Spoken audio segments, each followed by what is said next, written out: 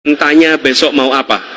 Kalau besok mau apa, siapa saja bisa memberikan jawaban yang paling enak di kuping penanyanya. Tapi jawabannya dengan lihat rekam jejaknya. Apakah rekam jejaknya memusuhi atau rekam jejaknya merangkul? Lihat ketika rekam jejaknya. Nih, Gus Muhaimin, rekam jejaknya memukul atau merangkul? Kalau rekam jejaknya merangkul, insya Allah besok akan merangkul lagi. Oh my God! Wow! Oke, saya bertugas di Jakarta nih. Monggo dicek. Ketika memimpin di Jakarta, dia menjadi pemimpin yang memecah belah atau pemimpin yang mempersatukan. Kalau dia memecah belah, besok memecah belah. Kalau dia mempersatukan, besok akan mempersatukan. The best predictor of your future behavior is your past behavior. Prediktor terbaik atas perilaku masa depan adalah perilaku masa lalu. Tanyakan masa lalunya, tanyakan rekam jejaknya, itulah prediktor terbaik untuk melihat rekam jejak yang akan dibuat di masa yang akan datang. Nah, ini parah nih.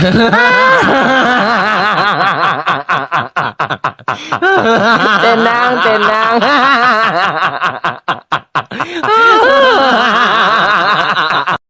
Nah, ini parah nih.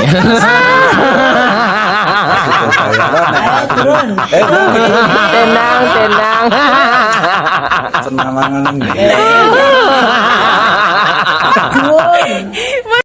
Nah, ini parah nih.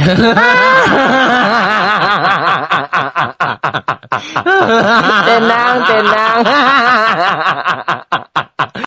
Nah, ini parah nih.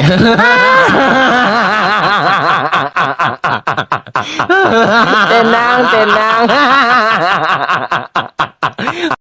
Nah, ini parah nih.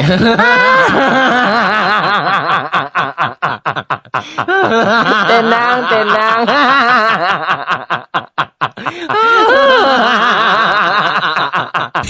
Nah, ini parah nih.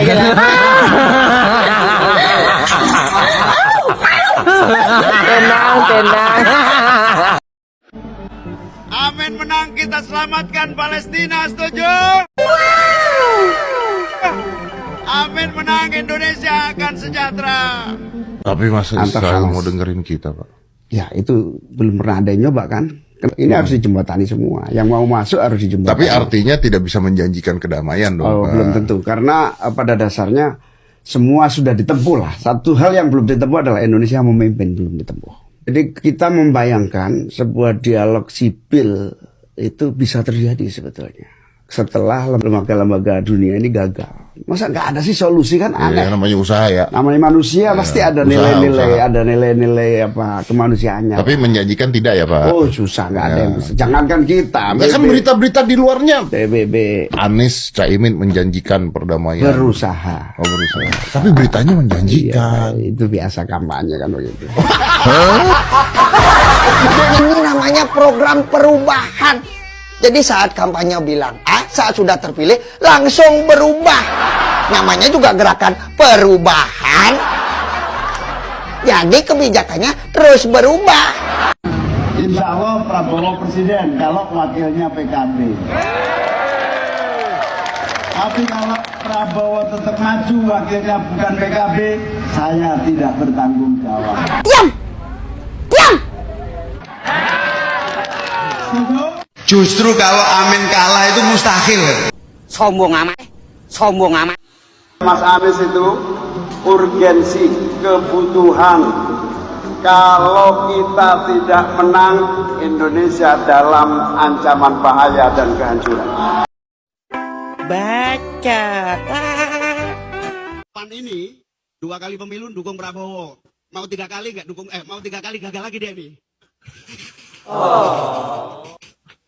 Tepuk tangan dong. Saya ini sebetulnya pengawal Jokowi dari awal. Nah, tiba-tiba dia masuk koalisi Jokowi, dapat menteri 1, lumayan lah gitu kan. Nggak ada hujan, nggak ada angin dari pendukung Prabowo.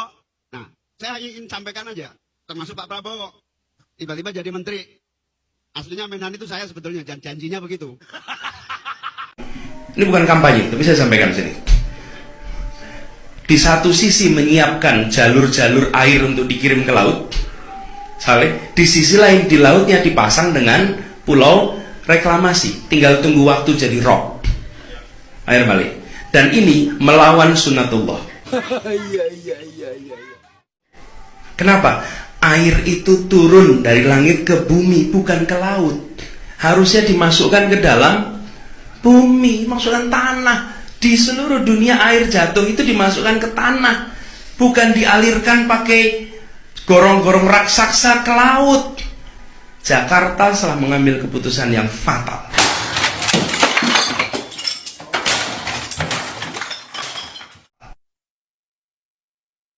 Dan semuanya juga posisi siap, nanti ketika air sampai di muara maka siap untuk dipompa ke laut, ke laut, ke laut, ke laut.